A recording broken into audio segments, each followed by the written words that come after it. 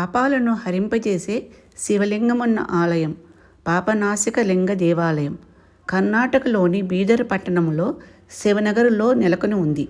సాక్షాత్తు శ్రీరామచంద్రుల వారే స్వహస్తాలతో ప్రతిష్ఠించిన శివలింగం. దర్శించిన వారికి కూడా పాప విముక్తి చేకూరుతుంది.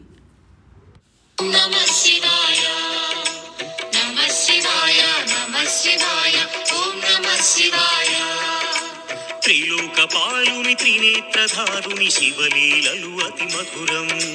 శివ ఓం నమః శివాయ. బ్రహ్మముఖమున జనించిన ఆ శివుని కథలు అతి మధురం. హర ఓం నమః శివాయ.